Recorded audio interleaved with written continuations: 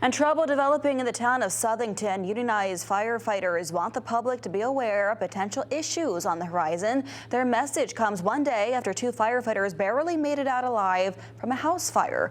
Fox 61's Julie LeBlanc explains from Southington. After having to call in a mayday while responding to a fire at this home on Howard Ave, Southington firefighters are sounding the alarm about potential cuts they say could be coming to their department. This should definitely be a wake-up call. This should be a wake-up call for the Board of Fire Commissioners. This should be a wake-up call for the town manager, the town council, and all the Southington taxpayers. Ed Crandall has been with the Southington Fire Department for nearly 2 decades. He's also the president of his local firefighters union. He says this fire call, which came in the morning after Christmas, almost took the lives of 2 first responders. The captain on Squad 5 and the lieutenant on Truck 1 became disoriented in the building. A mayday was issued.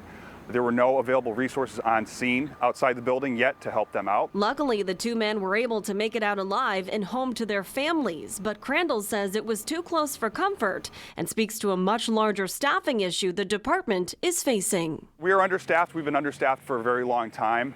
The Southington Board of Fire Commissioners is faced with the decision to cut our staffing even further. Crandall says town leaders have talked about ways to cut down on spending, currently strained from overtime. My plea would be to not reduce services. This is going to put the public at risk. This is going to put my firefighters at risk. It's dangerous. We almost killed 2 people the other morning. This is your wake-up call. Crandall took to social media with this issue. That call was answered by one of the council members.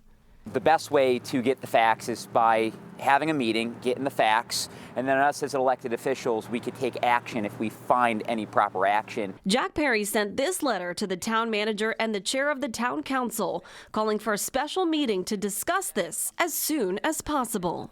Safety, we have to defer to the experts, in my opinion.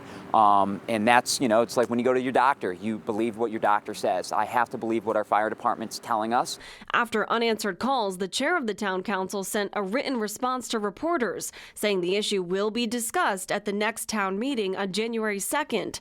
But Perry feels it needs to happen sooner. Talk is cheap, and a lot of politicians are constantly stating that, we support our first responders. Well, this is our opportunity to at least listen to them. Because they never know what their next call will bring them. They were very lucky. This incident really put this in the forefront. In Southington, Julia LeBlanc, Fox 61, Connecticut's news station. All right, Julia, thank you. Chair Paul Chaplinsky Jr. tells Fox 61 that his council will have, quote, a mindful eye on the needs of all the departments, including public safety and fire.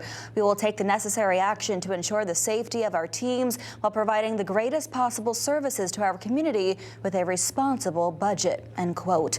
Discussions are scheduled for the next Board of Fire Commission meeting. That's happening on Thursday at 6 p.m. And we'll bring you the updates on this story as they develop.